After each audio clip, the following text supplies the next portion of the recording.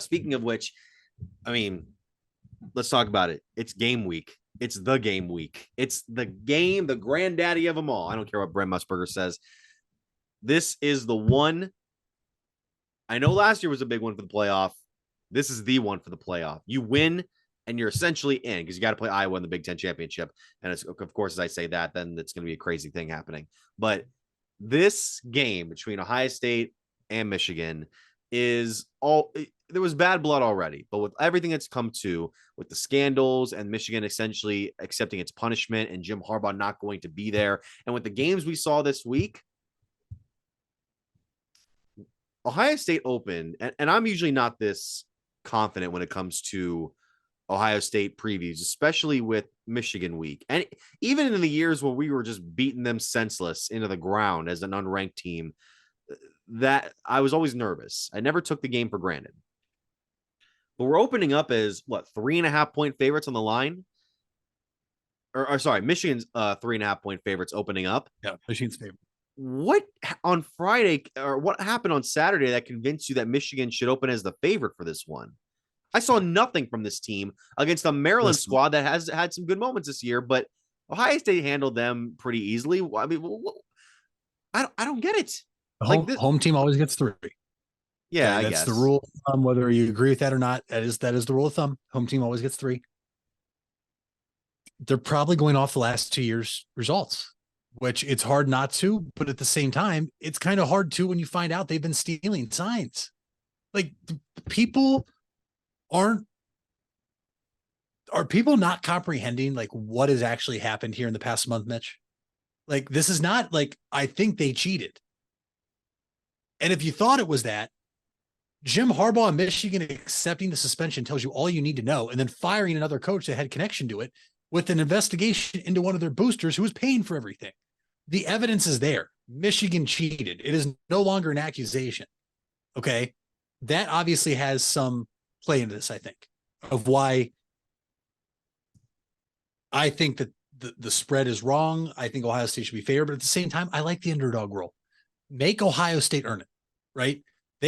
Listen, whether Michigan cheated or just played better, they've out-physicaled Ohio State the past 2 games. There's no recipe for that. I mean, they've been playing harder football. They smashed us. They punched us in the mouth. Michigan can have all the signs they want. At the end of the day, you still have to make football plays, and there was plays that it didn't matter. Ohio State let guys wide open that were scoring touchdowns. Donovan Edwards running 75 yards and then like another 60-some yard touchdown. Like, yeah, you can know what the defense is in, but at the same time, you still have to go tackle and you still have to block and you still have to do your assignment and do your job.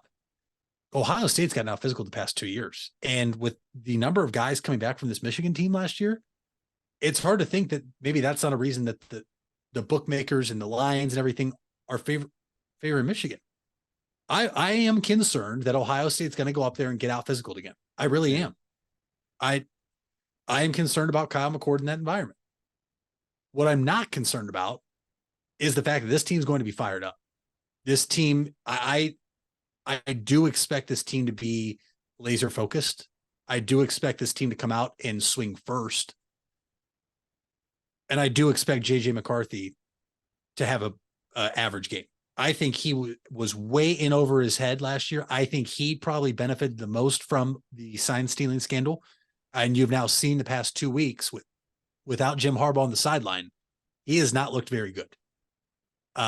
He had 3 passing attempts in the second half against Penn State. They haven't utilized him once they get out to those leads. Yeah, and that to me that's saying something because last year when Michigan had the lead, they were still throwing the football around. And to me, it's more beneficial as a passing quarterback to know what signs and what the defense is in, especially if you're trying to go to your first option, first read. If he comes out and he plays like he did the past 2 years, Ohio State's in trouble. I don't think he's going to come out and play like he did the past 2 years, though. This Jim Knowles defense is different. This has been the first defense I can remember in quite some time, Mitch, that we don't have that Nick Bosa, Chase Young, Joey Bosa, insert any of those studs we had. Go back to 07, James Laurinaitis, 06, AJ Hawk. Like we don't have those big names. JTT is really the only guy we have. That's a big name that's probably going to go in the first round from our defense. But these guys are playing some of the best defense I've seen Ohio State play in recent memory. And I have to think that they are going to be able to make life hell for JJ come Saturday afternoon. And at the end of the day, put the ball in your best player's hands. Give the ball to Marvin Harrison Jr. What happened against Michigan State when you let him do an end around? He scored. Okay. The dude is insane. Let him get the ball in his hands. Let him go to work. And if you need to make it that this guy gets 15 to 18 catches, then do it. Make Michigan triple team him. Double him with 2 corners with the safety over top, and then you throw to Emeka. You throw to anybody else. Marvin Harrison Jr., this is your Heisman moment. This is where you lock up the Heisman Trophy. Because to me, Mitch, I think the Heisman race is wide open. And I think a statement win on the road, in the big house, a top 3 win. And if this guy can have his game, this is all but over. I think Ohio State wins and Marvin Harrison Jr. has a huge game. And you're looking at the 2023 Heisman Trophy winner and the 7th wide receiver of all time. Yeah, I mean, especially with the way that the race kind of opened this week. Michael Penix didn't look great against Oregon State. Still got the victory. Bo Nix is probably too late, but he had a good game against Arizona State. God bless Jordan Travis, man. That sucks. That really just sucks to see what happened to him, man. But yeah, by the way, give the ball to your best 2 guys, Harrison and Trevion Henderson. Change the tide of that game Saturday against Minnesota. Yeah. I was at that game with my dad. That game was a little scary in the first half because Minnesota was making stops. Minnesota, like McCord was missing guys. Like, there was just some miscues on offense. We ended the half with a sack against Ohio State. So you're thinking, what's going to happen here? First play, Ohio State gets Trevion Henderson, 75 yards to the end zone. That guy can make or break a game for opposing teams. And he is a monster running back.